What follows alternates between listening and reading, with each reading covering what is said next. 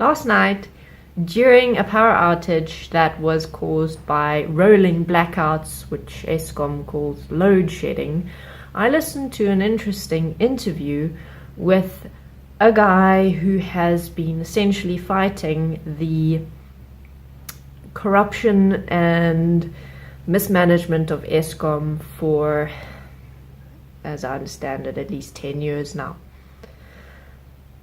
And the reason that Eskom is now doing these rolling blackouts is because of protesting of their staff. And apparently another reason, according to Eskom, was that acts of sabotage have been putting pressure on the grid. So Eskom has a pretty shoddy history for the last 20 years or so now.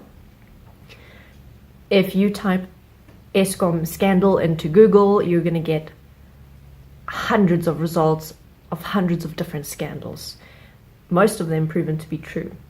The last CEO of Eskom worked for 10 months and was then promptly asked to step down with something like a 30 million rand or more payout package for 10 months of work.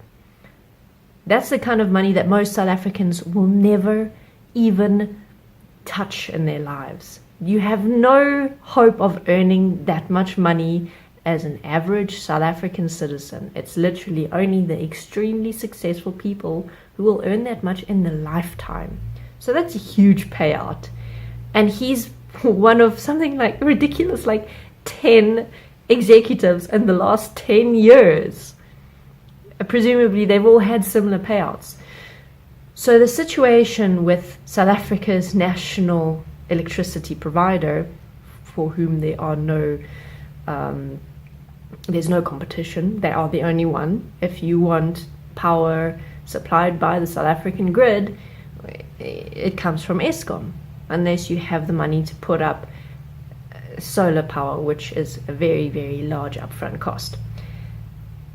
They now have proven time and time again that the people who are managing Eskom, and from what the guy on this interview says, a large number of the staff at every single station are participating in extreme levels of corruption, leading to South Africans paying more than double what they technically should be paying for electricity.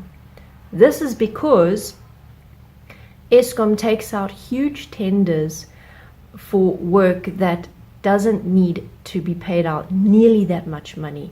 They do double tenders, meaning that the same equipment is purchased twice because someone is getting their pockets lined. The second purchase is not in fact a legitimate purchase. The budget that they put on purchases in their tenders is huge, meaning that they are paying sometimes 10, 20, 30 times more for things than what they should be paying. Apparently, according to this interview, there is a manager of a nursery, daycare service contracted to Eskom, who has 2 handbags to the value of something like 100,000 rand. That is a huge amount of money. So there's a lot of people getting their pockets lined significantly. And the moral of the story is that it's not just a small handful of people in this instance. It is a very large percentage of the people in Eskom, as well as government officials, because something like this cannot happen without the support of some very big government people. So a lot of illegal stuff is being ignored deliberately for the sake of money. Some people are making a whole huge bucket full of money. And here's the sad part about all of this. The average South African citizen who's struggling to get by every month, who's struggling to put food on the table, to pay school fees, to make sure that their kids have clothes that fit them, these are the people who cannot keep up with the sometimes 20 to 25% increases in electricity tariffs every year. It is simply not sustainable. And Eskom is saying, as well as this expert in this interview, is saying that it's going to have to be something like 25% increase every single year in order to sustain Eskom's viability as South Africa's producer of electricity, because so much money is lost to corruption and mismanagement.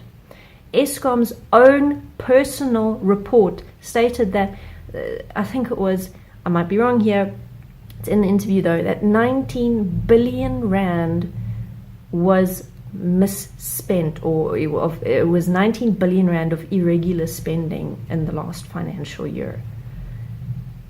That is a huge amount. That is beyond what any of us could dream of.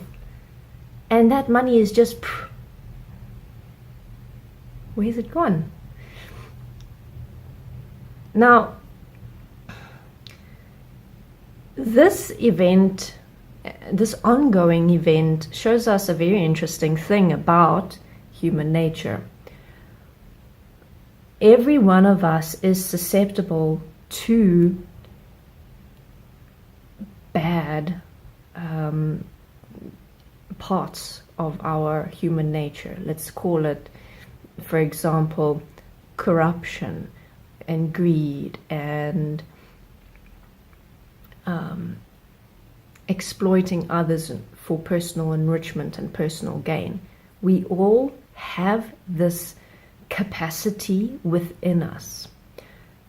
If placed in a particular position in which a culture of that kind of behavior is encouraged or accepted, chances are that you are slowly but surely going to let go of your morals and your principles that prevent you from participating in that kind of behavior, to eventually start doing it yourself because everyone else around you is doing it.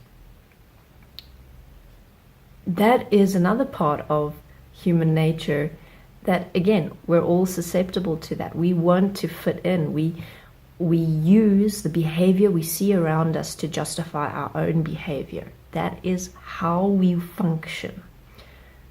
So in a culture, or in a, let's rather call it in a setting in which so many people are corrupt, it breeds more corruption. Anyone who's coming in is going to be more likely to be corrupt as well, because it is accepted by a large number of people whom they come into contact with on a daily basis. And that doesn't make these people bad. It doesn't make them evil. It doesn't make them different from you and me. We are the same. All of us have that capacity. All of us have that potential. And it's now about, what am I feeding within myself? What behavior am I feeding through my thoughts? What principles am I living and justifying through how I think about things and how I see things and how I perceive things? All of this is changeable nature. Human nature is, in essence, not fixed. We are adaptable creatures. We are capable of change, and it's not in the right circumstances, in any circumstance. But what it needs to happen is self-will. I must be willing to create that change, and a little bit of support and common sense. So yes, what's happening at Eskom is unacceptable, 100% unacceptable.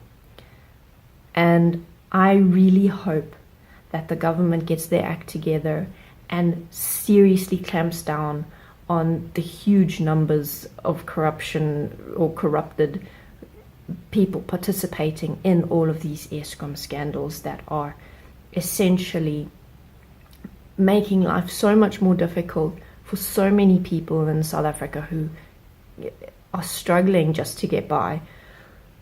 However, what you and I can start doing in our personal lives is to start being brutally honest about, where do I let myself slip in all these little behaviors that, under the right circumstances, might turn into big behavior that would actually affect other people's lives in a real, tangible and extreme way.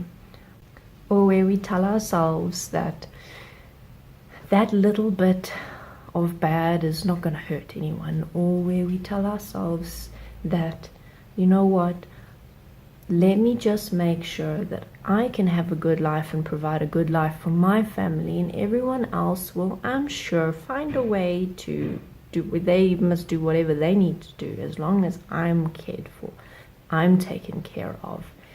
Doesn't matter if I need to bend the rules here and there a little bit. Those are just some examples. And even those examples are a little bit extreme. But I know from observing my thoughts, from observing my behavior, that I have had moments of taking an extra piece of cake when having done so would have meant that someone wouldn't get. Or taking the biggest piece of cake because I like chocolate the most and therefore I deserve it.